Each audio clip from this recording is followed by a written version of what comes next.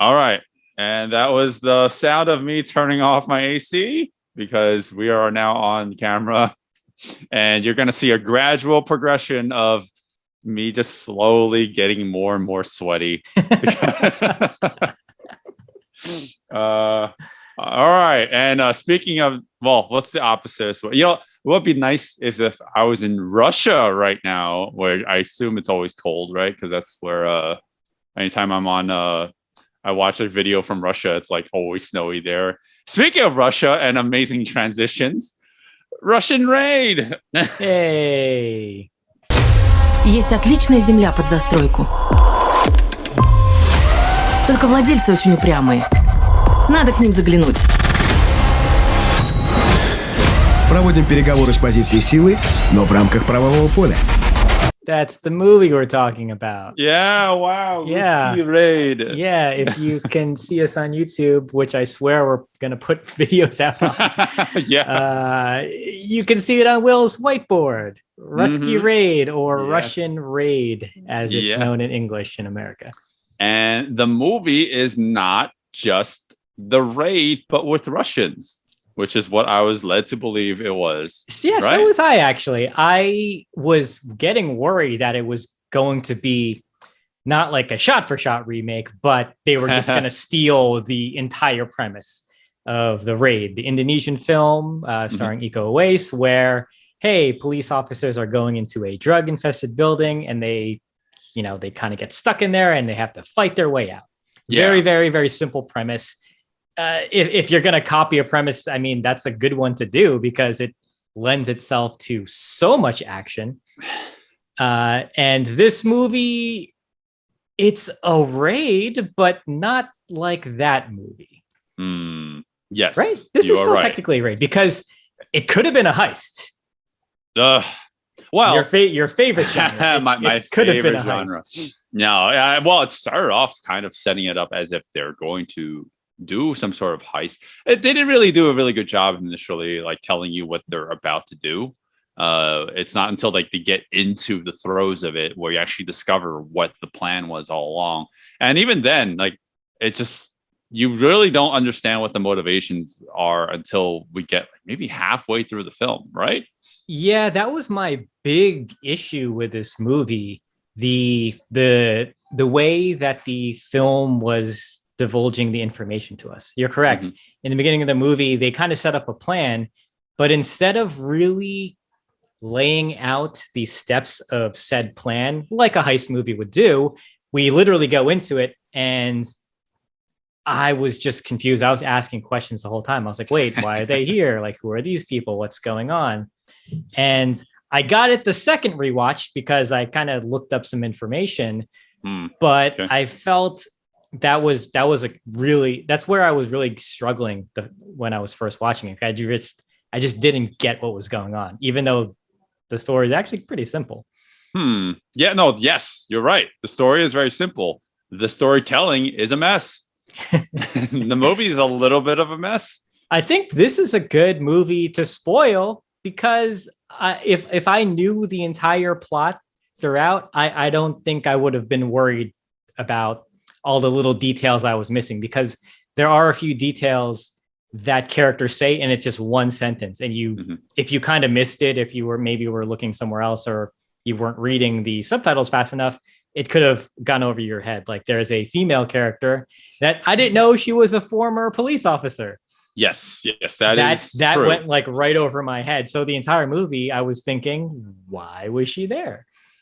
Well, even with that information, I still thought, why is she here?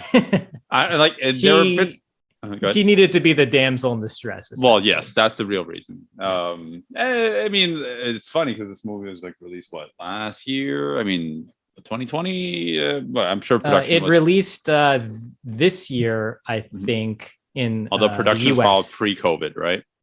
I think last year was in Russia, though, probably. Yeah. Okay. Well, like there's some things that feel a little dated, mostly the way that they treat the female character. 1 year is dated for you? Well, no, I mean, like the way that they treat this character, the female character, she's literally a sex object throughout the whole film. Oh yeah, she's completely extremely objectified. I mean, this is not an American film where people are trying to be progressive. I'm not saying things aren't progressive in Russia, but hey, you know how they treat Pussy Riot and all that fun stuff. So. Yeah. Not to get political. Not at all. Yeah. I meant a literal riot of pussies. Oh, yeah. Yeah, sure. That's totally what you meant. Like, you know, like vaginas like rubbing against each other. Oh, jeez. Yeah. We're getting demonetized right away. Yeah. Of course. Well, wait, are we monetized? I don't know. We'll find out. I mean, well, I guess we'll never be at this point. Russian Raid. Watching this last night made me realize one thing. I am not watching it again. Oh, so it was like unbeatable for you. Unbeatable. Yeah, I guess in that sense, yeah. Like, well, I watched out the first 15 minutes of that like a million times, right? So I guess that doesn't count. But for this, no, I like watching it with the one time. I got kind of, I wouldn't say frustrated, but I was just so perplexed, not confused, perplexed, even though they're like the same thing. It's just like they kept making some mistakes, not mistakes. They just were not divulging information in a way that I found very satisfying. And I found just like a lot of like little things added up that I just did not have a good experience with the film. Оружия у них нет. Выполняйте мои команды, и все будет в порядке. Так точно, сэр. Будет сделано.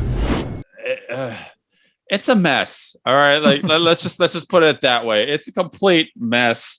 And we can definitely get into it a little bit more. And I think that when we actually go into the throes of the action or explaining the details of it, that would probably explain why I didn't enjoy it so much. Even though the action's not terrible, they do little things here and there that ultimately add up to me. Just my eyes just start glazing over. I just kept thinking that as I was watching this movie, like, you were saying before how a story beat or like a detail will be dropped on you. And if you missed it, you missed it. Yeah. You know, like it's completely out now. But I would just find myself like after a while, just my eyes start like staring at the wall. Cause I'm like, I'm just seeing, or I'm looking at the television and it's just a bunch of pretty colors to me now. I'm like, I don't care anymore. And I don't know if that was your impression of the film as well. Yes and no. This is very odd. This is a slow-paced action film. Yeah. It's strange because when the action happens, it still feels very slow. The pacing feels like it never ramps up to a state of where you start to feel like very, very actively engaged. It always just Well, we can get into that when we start getting into the action. Well, we can talk about it generally speaking, right? Yeah. But okay, first, let me take a crack at the story. Oh boy. I think I got it. Oh boy. All right. I think I got it, and maybe this might be helpful for people going in, watching it for the first time, because I was kind of lost. So just correct me if I'm wrong anywhere. Okay. Okay. So the film stars a man named Nikita. He is a mercenary. He's on a job in the beginning of the movie, and he notices a man named Ghost. It flashes back, and we learn that this character Ghost killed his father when he was very young, right? Correct. Okay, so he attempts to shoot Ghost. It goes awry, and things blow up, and like mission's over. Fast forward, Nikita takes on a mercenary contract with some guy in a suit. Russian Loki, Russian Tom Hiddleston. Wait, Russians in tracksuits? No, I don't. Wait, that's not a thing, is it? You mean a like regular a nice suit? Yeah, nice, okay. I thought we were going blue, with that. Royal blue blazer. Suit. Yeah. And so basically, the mission is he hired Nikita, the mercenary, to lead a bunch of like roughnecks and hooligans to raid a factory. And they want to force majeure, or they want to kind of do like a hostile takeover of this factory, right? Yes. So far, so good, right? You're right. So that's basically the front facing synopsis. Yeah. Yes, after this becomes all spoilers and stuff, but you go ahead. But I think it's okay to spoil this because I think it doesn't really matter. Well, okay, so yes. Okay, go ahead. Okay, so unbeknownst to everybody except Nikita, he actually has other ulterior motives because the factory is actually owned by that character Ghost, and the reason they raid it is because he wanted to get his attention in order to get him out of hiding so he can get revenge on Ghost for killing his father. Yes. So that whole revelation just mentioned, you just described it in a way that I feel like the movie didn't do a good job of doing. Yes. Right? I wanted to describe it that way because when the information was fed to me while watching it, it didn't stick. You know, I was like, wait, what?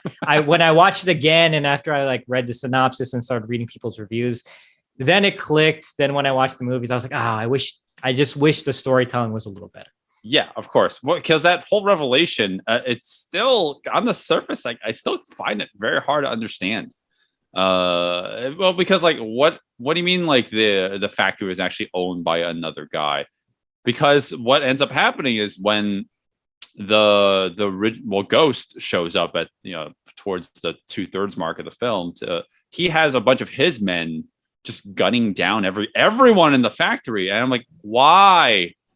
Why? I don't get it. That wasn't very clear. My assumption is no witnesses, and this is me just assuming. It was never said, but what ends up happening is they realize that the real owners of the factory are coming, and we're kind of at the end of the film already. We're jumped ahead a little bit, but the real owners are coming. They need to get everybody out, even the people that they tied up.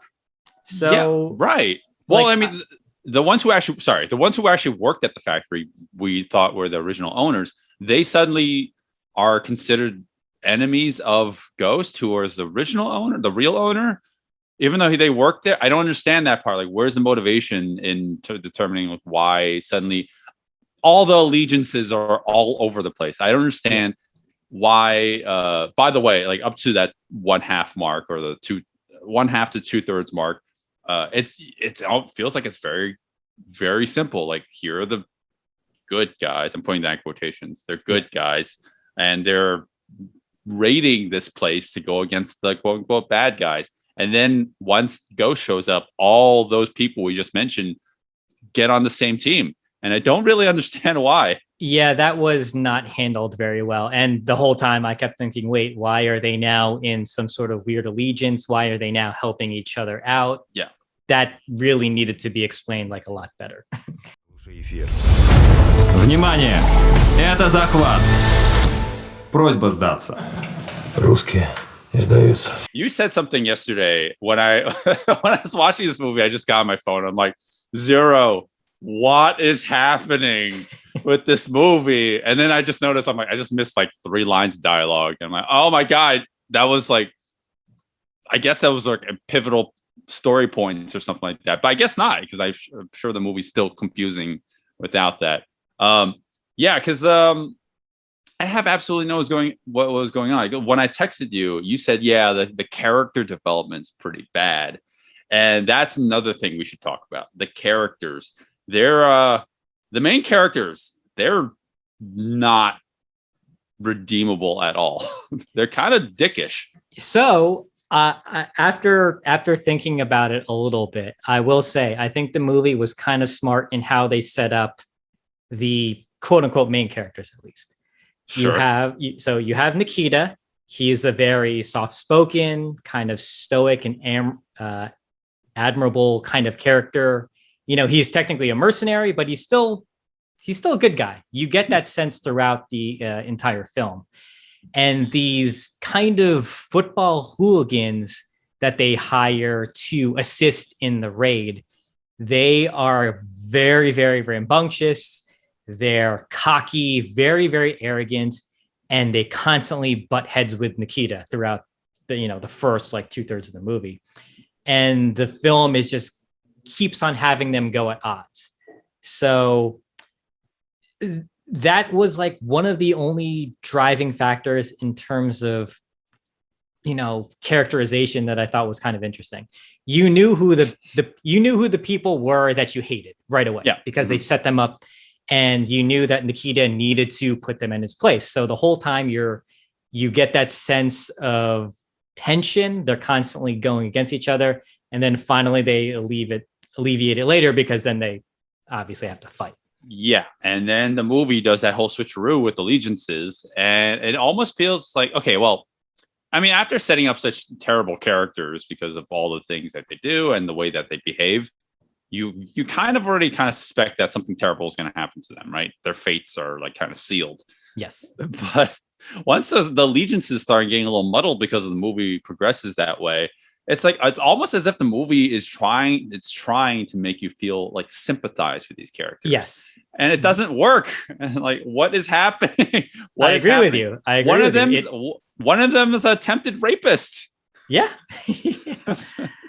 They definitely try. I after rewatching it, I saw that they tried to put little hints of characterization in everyone here and there. The issue with those hooligans, who are kind of the antagonists, even though they're alongside Deuteronomist or whatever it's called. Yeah, they're going alongside the protagonist the whole movie. It sucks because they all look the same. They're all in the track suits. They all kind of have the really short haircuts. So you really have to look at the shapes of their heads. Yeah. Well, they don't have character, right? Yeah, they don't have character. It's like one of them, one of them has like a potential love interest with some other woman. One of them's a crazy guy who gets injected with morphine. Yeah, well, he has a sock on his hand the entire time. Yeah, then one of them's a leader, and then one of them. We have Russian Tom Hardy, who plays the leader. Yeah, Russian Tom Hardy, and then I kind of thought that the guy who played Nikita, Ivan Kotik, he kind of looked like Christian Bale in certain angles, in certain lights. I can see that, especially with like the hair, in the hair, in his eyes. Yeah. Yeah. Okay, I can see that. Yeah. Man, this is just a remake of Dark Knight Rises, but worse. And I didn't even like that movie. Там наших бьют. Пока все идет тихо, нас это не касается. Откуда у них стволы? All right. Well, I think that we've circumvented it long enough. We've got to talk about the action as from a general standpoint before we talk about the technicals, because this is actually my big problem with the movie and why my eyes just kind of start getting cross-eyed after a while. I developed tunnel vision because like the action is choreography wise is actually very interesting at times. I'm like, wow, that's actually kind of nice. It does. And there's not really shaky cam. They do digital tricks to quote unquote accentuate the action. I'm not exactly a fan of that. Oh, I hate that. That almost ruined all the action for me. Oh yeah, okay. Yeah, right. So basically there is a guy holding a steady cam, and because it's not static shots, like you can see the frame kind of moving around. But sometimes when somebody goes in for a hit, you can see digitally they'll move the frame to kind of snap it to the center. And anytime that happened, I was like, oh no, don't do that. It was, or you can see sometimes they would cut frames to make the hits like a little harder and faster. Yes. Yeah. They'll cut frames or they'll speed up like a certain segment of a hit. Yeah. And man, like I was getting really disappointed because this was kind of unique from a martial arts standpoint in that it was a little too realistic in the fact that it just looked like bare knuckle brawling, right? Yeah, yeah. This looked like a lot of the choreography looked like bar fighting. Right. Like lots of haymakers, but not necessarily in a bad way.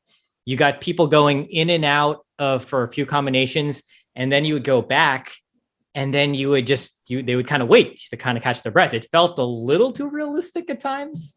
Oh, but I don't mind that. I don't mind that either. Enjoy. But yeah.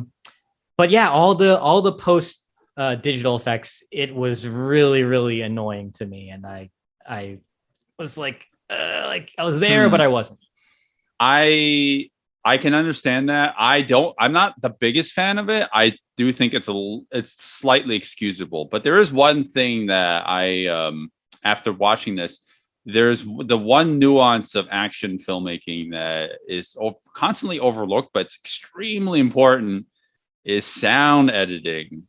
And this did you pick up on this? So like, that's with the fights. That's what I was going to ask you. So I don't know if I would say sound editing. I think the sound design. Sorry, not editing. Uh-huh.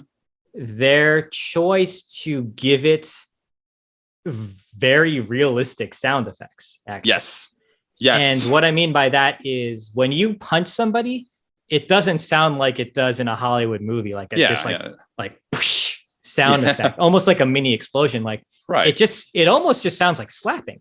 Yeah. Like imagine just like that. Punches like kind of just sound like that because it's skin on but skin. a lot more muffled. It really, and it's I mean, yes, you're right, it is design, but also partly editing, because the levels will like really dial down. Like it really does feel like because the camera's 5 feet away from the action, it sounds like it's like it almost sounds like they didn't ADR the fights and we were hearing the real move sets, like but you can tell that's not exactly the case, because every now and then that you would hear like swooshes and stuff like that. The sound designer made a conscious choice to give it more realistic sound effects. And it's a movie. That's something I can't. That's like almost like a hidden sin. Добро пожаловать на войну. Приведи главного! Выполнять! Хотите подраться? Удивите меня. I don't agree with that at all. That's what it takes me out of it so much. Yeah, that was taking me out of it. Nothing felt impactful. Yeah, that is true. Like, I don't know how I felt. Like I didn't hate it, but it was just kind of in the back of my head. I knew there was something. You knew I was going to hate it. I knew you were. I'm not the biggest sound guy, although we do have an audio podcast. But I'm not the biggest sound person. I'm very visual. I mean, visual is that's why I've always harped on like the action and such. But unfortunately, when it comes to action, it's a whole very immersive experience when you can get the sound right. I mean, it's you combine the things together, like, that's cool choreography. Now we need to, extenuate it. We need to layer it with different things. Yes. And when it all comes together, like that's what makes the good action scene. When you start to take away these layers, like the sound, for example, I think the common moviegoer will notice something's off, right? Yeah, that's exactly what it is. And like the whole film is kind of like that, and it's kind of unfortunate. So I noticed all those little digital tricks that they do to heighten the action. That's their way of like, they want to just focus on that in order to make the action look more intense than it actually was. But without the sounds, I was like, no matter what you do, like without the proper sound, I don't feel like this is appropriate. Say, for example, when we're talking about like older Shaw Brothers films, and I don't know why we're going on here, but bear with me. The logic I'm going with is like those movies, like it's very dancey, very floaty. It's like, okay, you suspend your disbelief because, like even though they only have 3 sounds for hits, but it's like over and over. You can kind of excuse it because you can feel the budget. But it's like it's appropriate for what you're going for, and that's also of the time period. They were using what they had because they were recording with the fights, right? Weren't they? Like, wasn't someone off screen like actually recording like the hits? Oh, I have no clue about that. But whatever it is, that's the decision that had to be made at the time. Here, it's a more modern film. Sound design wise. They made a conscious decision to make it more realistic sounds. But that actually takes away a lot of the impact from the hits. Yeah. Like it just feels like nothing is very impactful. And you can say like, that's what a real fight would be like, but it's a movie. Like it's a fully immersive experience. You need to actually heighten certain things. Like the sound of someone's fist hitting someone's face should actually feel more like you should actually hear it, or I don't know, like that, like, without that, it just feels like they're not actually the damage isn't really being done.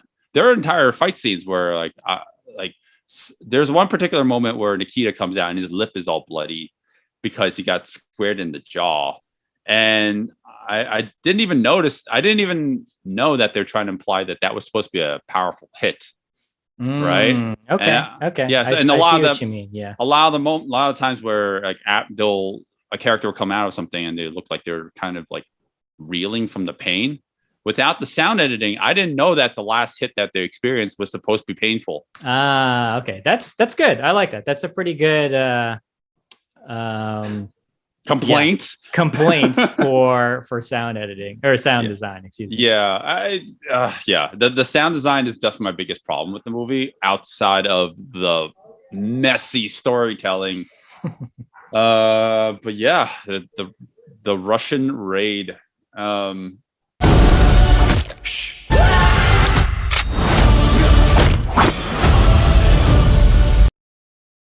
So I don't recommend Russian Raid. I don't know. Maybe you have a different opinion. You might have been more lenient on the film. I didn't enjoy this film at all. I thought there were little glimpses of things I enjoyed, but I found the movie itself very, very frustrating. I didn't hate the film, but I a lot of times I just was like, what's going on? I don't understand what's happening. And the fact that the characters are not very likable or that they weren't developed at all. And I think that's a lot of the reason why I felt like the intensity of the action wasn't there. On top of the many things we said before, sound design, the sound design, the way that they edit the fights, the hits of the fights, the digital trickery, like all those things. Also compounded with the fact that I don't really care about any of the characters. I just felt like there's no intensity throughout the whole film, and that's why I find the movie kind of dull at times.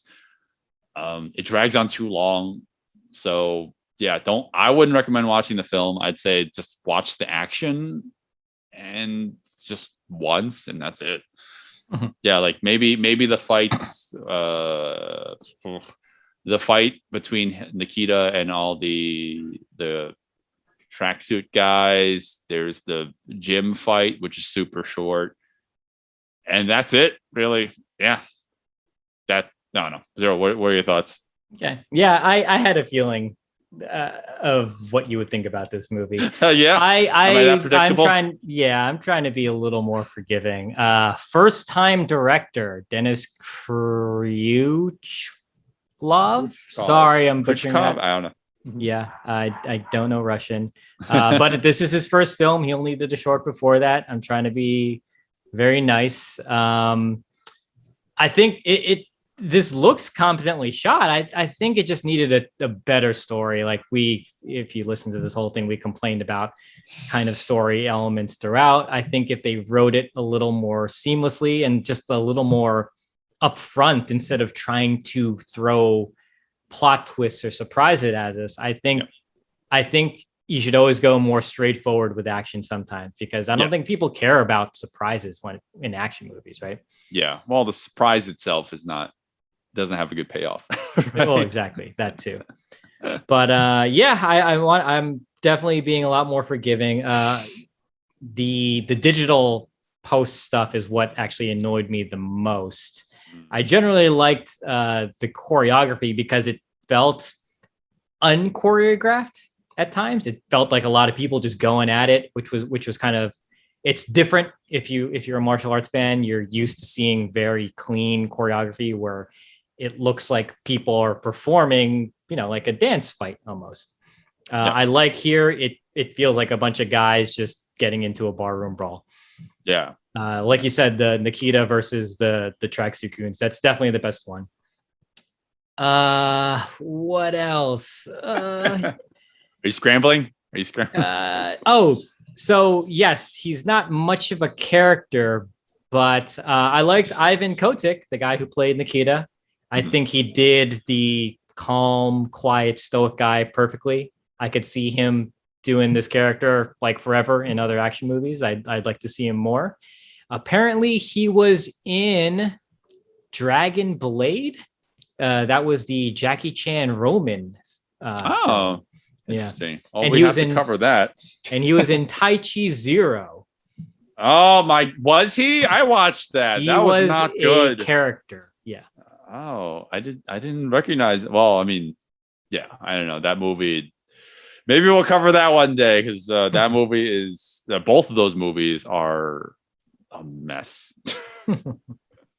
They're contenders for a bad movie night. Oh boy. Ooh, I want to watch. Yeah, yeah, yeah. And Well, hey. Well, Yeah, anyway, yeah, Russian Raid. I've never seen a martial arts film from Russia. I don't know them to be an export of martial arts films. So if this is like one of the first ones or more popular ones, Sure. I'd say, go watch it, support it. It's not horrendous. Yes, there are story problems. And oddly enough, it feels like a slow-paced action movie. But I think there are little nice moments here and there that if you're an action fan, you can appreciate. This movie would have worked better if it was just Iko Uwais, but he was Russian. There you go. There you go. What? It was just like Iko Uwais. You mean like the raid. It was just the raid, but it was just like it's just Russian. Wait, you mean like they deep faked Iko Uwais' face Yeah. on top of Yeah. Ivan Kotik's body? Yeah, there you go. That would have been perfect. All right, internet, make it happen. Let's go.